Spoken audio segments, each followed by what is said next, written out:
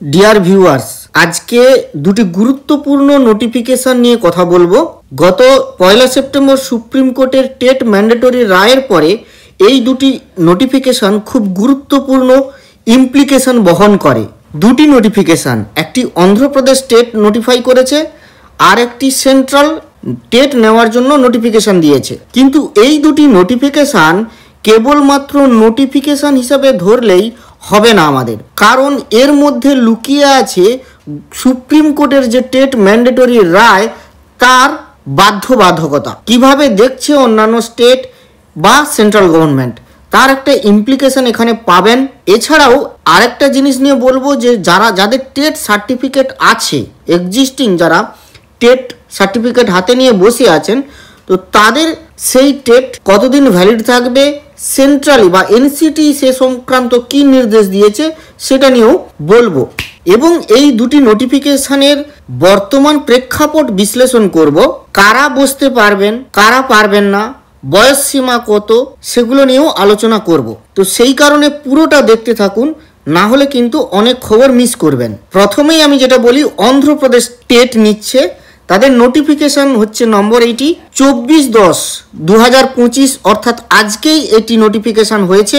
এই নোটিফিকেশনে কি বলা হয়েছে, তারা অন্ধ্রপ্রদেশ টিচার এলিজিবিলিটি টেস্ট নিতে যাচ্ছে। তো মুদ্রা কোথায় আসি বা মূল কোথায় আসি, তারা যেটা নিতে যাচ্ছে কারা কারা দিতে পারবে, এই টেট পরীক্ষাটি কারা কারা দিতে পারবে, সেখানে এরা স্পষ্ট উল্লেখ করেছে যে সেই সমস্ত স্কুলে পড়াতে যাবেন যারা, যে সমস্ত school under the control of Andhra Pradesh state for classes 1 to 8, তাহলে কেবলমাত্র অন্ধ্রপ্রদেশ স্টেটের জন্যই কিন্তু স্টেটের যে সমস্ত স্কুল, সেই সমস্ত স্কুলে পড়ানোর জন্য উপযোগী যারা টিচার তারাই যাবেন, তারাই এই পরীক্ষাটা দিতে পারবে। এবং এর সাথে একটা কথা বলে রাখি যে এনসিটির নোটিফিকেশন বা এনসিটির যে রুলস ছিল, সেই এনসিটির রুলসেও কিন্তু এই কথাটা উল্লেখ আছে যে হয় সেন্ট্রাল টেট অথবা অ্যাপ্রোপ্রিয়েট গভর্নমেন্টের জুরিসডিকশনে স্কুলের জন্য অ্যাপ্রোপ্রিয়েট গভর্নমেন্ট সে টেটটা অ্যারেঞ্জ করবে।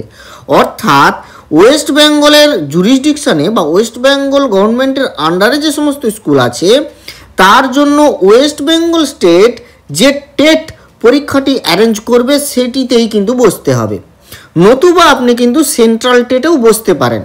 সেন্ট্রাল টেটের ভ্যালিডিটিটা হচ্ছে প্যান ইন্ডিয়া বেসিস, আর স্টেট ওয়াইজ ভ্যালিডিটি হচ্ছে তার নিজের স্টেটের স্কুলগুলির জন্য।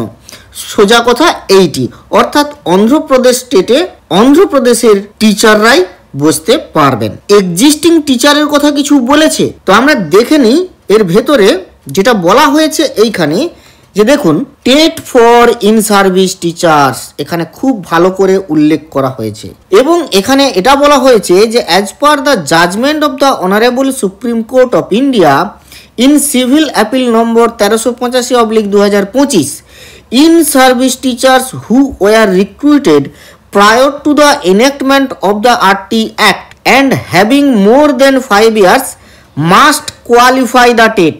The existing secondary grade teachers and school assistants who do not have a TET qualification may appear for paper 1A 1B 2A 2B.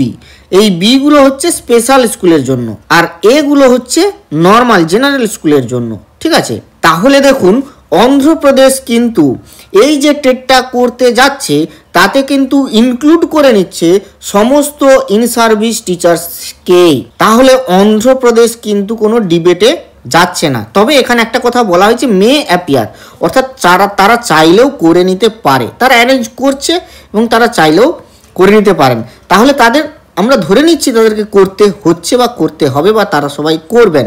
এবং তাহলে এটার থেকে কি ইমপ্লিকেশন পাওয়া যাচ্ছে, এটার থেকে এটাই ইমপ্লিকেশন পাওয়া যাচ্ছে যদি অন্ধ্রপ্রদেশ এভাবে মেনে নেয়, অন্যান্য বিভিন্ন স্টেট যদি একটা দুটো করে এরকম করিয়ে নেয়, এবং সেটা তাহলে কিন্তু বাদবাকি স্টেটগুলো করতে বাধ্য হবে, মেনে নিতে বাধ্য হবে। এটাই মোটামুটি রকমের আমরা ইমপ্লিকেশন পেতে পারি। এবার আসি সিটেট বা সেন্ট্রাল টেটের কি নোটিশ দেওয়া হয়েছে।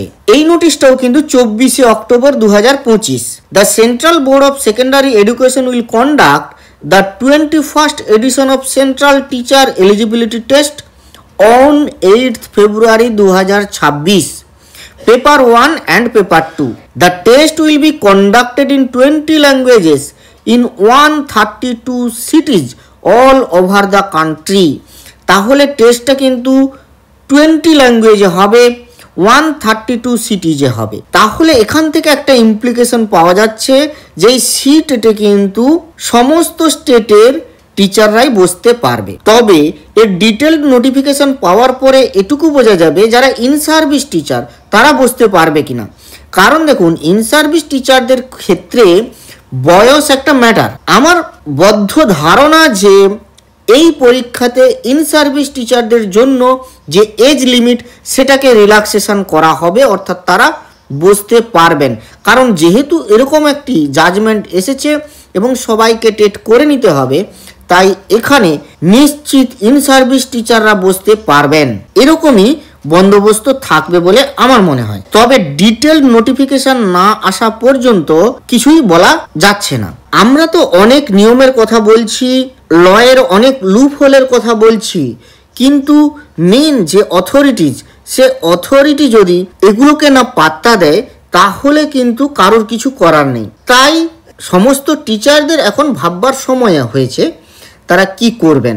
তো যাই হোক, এটা তো গেল টেট সংক্রান্ত নিউজ। এবার বলি যারা এক্সিস্টিং টেট সার্টিফিকেট নিয়ে বসে আছেন তাদের ক্ষেত্রে কি নিউজ আছে। একটি নোটিফিকেশন পাবলিশ করা হয়েছিল 21শে জুন 2021।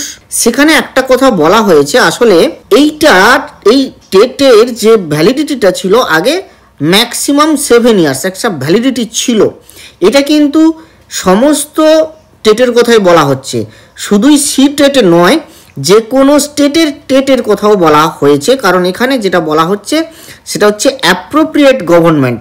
ঠিক আছে, অ্যাপ্রোপ্রিয়েট গভর্নমেন্ট মানে যে কোনো স্টেট অর ইউটি গভর্নমেন্ট, তাদের ক্ষেত্রেও এই নোটিশটি প্রযোজ্য।